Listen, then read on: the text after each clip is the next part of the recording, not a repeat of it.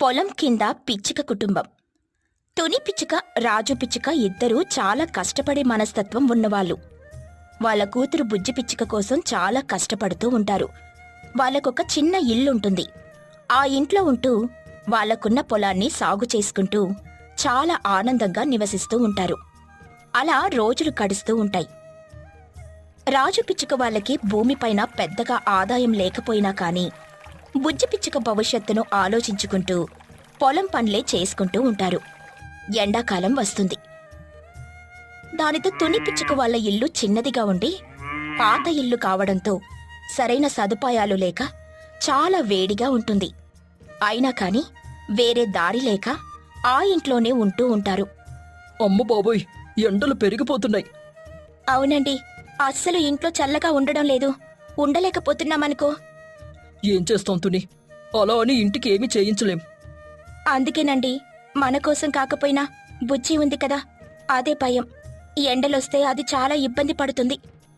ఇంకా ఎండలు ఎక్కువ అవ్వలేదు కదా, అప్పటికేదో ఒకటి ఆలోచిద్దాం. సరేనండి, మనం ఇంక పొలానికి వెళ్ళాలి. చాలా సమయం అయిపోతుంది. అలా అనుకుంటూ పొలానికి వెళ్తారు ఇద్దరు. అక్కడ పొలం దగ్గరున్న చెట్లు, ఆ పొలాలు గాలికి చల్లగా ఉంటుంది. దానితో ఇద్దరూ కాసేపు పొలం పని చేసుకుంటూ చెట్టు కింద కూర్చుని ఉంటారు.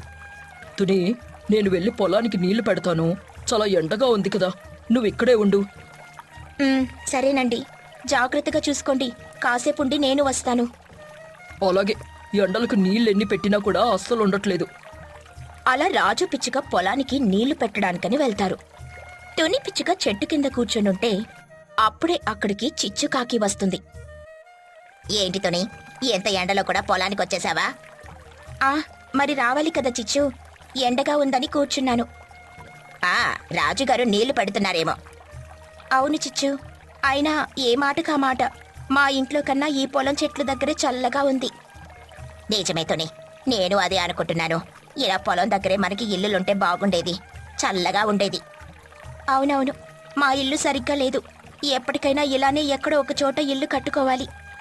అలా ఇద్దరూ మాట్లాడుకుంటూ ఉంటారు. అప్పుడే చిచ్చుకాకి కాసేపటికి వెళ్ళిపోతుంది. తుని పిచ్చుక పని చేసుకుంటూ ఉంటుంది. సాయంత్రం అవ్వడంతో ఇంటికెళ్ళిపోతారు. అప్పుడే బుజ్జి పిచ్చుక కూడా ఇంటికొచ్చేస్తుంది. ముగ్గురు సరదాగా కబుర్లు చెప్పుకుంటూ ఉంటారు. నాన్న, ఇంట్లో చాలా వేడిగా ఉంది. అవును బుజ్జి, ఫ్యాన్ వేసినా కూడా అలానే ఉంది. ఇప్పుడే ఇలా ఉంటే ఇంకా ఎండలు పెరిగితే ఎలా ఉంటుందో ఏంటో. అవును బుజ్జి, అప్పటికి ఇంట్లో ఏదో ఒకటి కొనుక్కుందాంలే. అవును బుజ్జి, ఇప్పటికీ ఏదో ఒకలాగా సర్దుకో. అలా మాట్లాడుకుంటూ ఆ రాత్రి గడుస్తుంది. తరువాత రోజు ఉదయం ఎప్పట్లానే తుని పిచ్చుక పని చేసుకుంటూ ఉంటుంది. రాజు పిచ్చుక, బుజ్జి పిచ్చుక కూర్చొని కబుర్లు చెప్పుకుంటూ ఉంటారు. అప్పుడే ఒక్కసారిగా వాళ్ళ ఇంటి పైకప్పు ఒకవైపు పడిపోతుంది. ముగ్గురు కంగారుగా బయటకొచ్చేస్తారు. ఏంటండి ఇది, ఇల్లు పడిపోతుందా? ఏమో తుని, అంతా పడిపోలేదు కదా, చూద్దాం. ఇల్లు పడిపోతే ఎలా? ఏం కాదులే బుజ్జి, చూద్దాం. అలా చూస్తూ ఉంటారు. కానీ ఒకవైపు మాత్రమే కొంచెం పైకప్పు పడిపోయి ఉంటుంది. ఇంక రాజు పిచ్చుకకి ఏం చేయాలో అర్థమవ్వదు. అలా చూస్తూ ఉంటాడు. ఇదేంటండి, ఒక పక్కనే పడింది, ఇప్పుడెలా? ఏమో తుని, ఒక పక్క పడిందంటే మిగిలినది కూడా ఎప్పుడో ఒకప్పుడు పడిపోతుంది కదా. అవును, మనం ఈ ఇంట్లో ఉండడం ప్రమాదమండి. అదే ఆలోచిస్తున్నాను తుని. ఇప్పుడు పైకప్పు తీసెయ్యాలి, మళ్ళీ వేయించాలంటే చాలా ఖర్చు. పైగా అదొక్కటే తీస్తే సరిపోదు, ఇల్లంతా కూడా తీయించాలి. పోనీ ఇలానే ఉందాము అంటే ఎప్పుడు ఏమవుతుందో తెలీదు. అలా అనడంతో తుని పిచ్చుక, రాజు పిచ్చుక ఆలోచించుకుంటూనే ఉంటారు. అప్పుడే తుని పిచ్చుకకి ఒక ఆలోచనొస్తుంది. ఏవండి, ఇప్పుడు మనం మన పొలాలలో ఇల్లు కట్టుకుంటే? ఏంటి తుని నువ్వు చెప్పేది? మనకిక్కడ ఇల్లు కట్టుకోవడానికి డబ్బుల్లేవు, ఇంక పొలంలో ఎలా కడతాం? మంచిగా మట్టితో ఇల్లు కట్టుకోగలిగితే బాగుంటుంది కదా, ఈ ఇబ్బందులు ఏమీ ఉండవు. అవును బుజ్జి, కానీ మట్టితో ఇల్లు ఏమవుతుంది? అలా అనుకుంటూ ఉండేసరికి అప్పుడే తుని పిచ్చుకకి ఒక ఆలోచనొస్తుంది. కాని రాజు పిచ్చుక ఏమంటాడోనని చూస్తూ తనలో తానే అనుకుంటూ ఉంటుంది. తుని పిచ్చుక తన మనసులో, పొలంలో చల్లగా ఉంటుంది, పైగా మా పొలమే కాబట్టి ఆ పొలం కింద ఇల్లు కట్టుకుంటే ఎలా ఉంటుందో. ఆయనతో చెబితే ఏమంటారు? ఆయన ఏదైతే అది. ఎలాగో ఇల్లు లేదు, ఇప్పుడేదో ఒకటి చెయ్యాలి కదా, చెప్పి చూద్దాం అని అనుకుంటుంది. ఏవండి, నాకొక మంచి ఆలోచన వచ్చింది. ఏంటి తుని అది చెప్పు. మన పొలం ఉంది కదా, దాని కింద మనం ఇల్లు కట్టుకుంటే ఎలా ఉంటుంది? పొలం కింద ఇల్లా? పొలం కింద ఇల్లేంటమ్మా, అలా ఎలా అవుతుంది? అవును పుచ్చి, ఇప్పుడు మన పొలంకి బాగా కింద మనం తవ్వి ఇల్లు చేసుకుందాం. అప్పుడు చాలా చల్లగా ఉండి బాగుంటుంది. అవును నిజమే, ఆ ఆలోచన కూడా బాగుంది.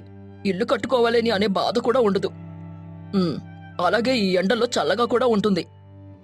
సరే, పొలానికి వెళ్దాం పదండి.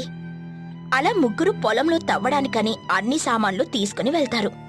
ముగ్గురు అక్కడే కూర్చొని ఎక్కడ భూమిని తవ్వాలా అని ఆలోచిస్తూ ఉంటారు. తుని, ఇప్పుడు భూమిని మనం ఎక్కడ తవ్వుదాం? పొలంలోనే కొంచెం తవ్వి మెట్లగా పెట్టి అప్పుడు కింద నుండి తవ్వుదాం. రోజు ఎలాగో నీళ్లు పెడదాం కదా. సరే తుని, పద, పని మొదలు పెడదాం. నేను కూడా సాయం చేస్తాను. సరే బుజ్జిరా, నేను తవ్వుతాను, నువ్వు మట్టి తీ. అలా ముగ్గురు కలిసి వాళ్ళ పని చేసుకుంటూ ఉంటారు. కాస్త సమయం గడుస్తుంది. భూమిలోకి తవ్వుకుంటూ వెళ్తారు. లోపలికి బాగానే వచ్చేసాం, కానీ ఇప్పుడు పైకి ఎలా వెళ్తాం? నేనున్నాను కదా, మట్టినే మెట్లలా చేస్తాను. నాన్న, ఇక్కడ చాలా చల్లగా ఉంది కదా. అవును బుజ్జి, చాలా చల్లగా ఉంది.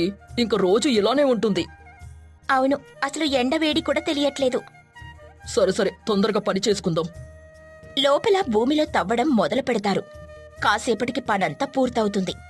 తుని పిచ్చుక కూడా మెట్లు పెట్టేయడంతో చాలా సులువుగా ఉంటుంది. ఇంకా ఈ ఎండాకాలం అంతా ఇబ్బంది ఉండదు. ఎండాకాలమే కాదు, మనం ఇల్లు కట్టుకునే వరకు ఇబ్బంది ఉండదు. నాకిక్కడ చాలా నచ్చింది. సరే తుని, మనం వెళ్ళి ఇంటి దగ్గర ఉన్న సామాన్లన్నీ కూడా తెచ్చేసుకుందాం. పదండి వెళ్దాం. అసలే ఆ ఇల్లు పడిపోయే పరిస్థితిలో ఉంది. అలా ముగ్గురు వెళ్ళి వాళ్ళ సామాన్లన్నీ తెచ్చుకొని వాళ్ళ పొలం కింద ఇంట్లో పెట్టుకుంటారు. దానితో అది ఒక మంచి ఇల్లులా మారుతుంది. అక్కడ చాలా ప్రశాంతంగా ఉంటుంది.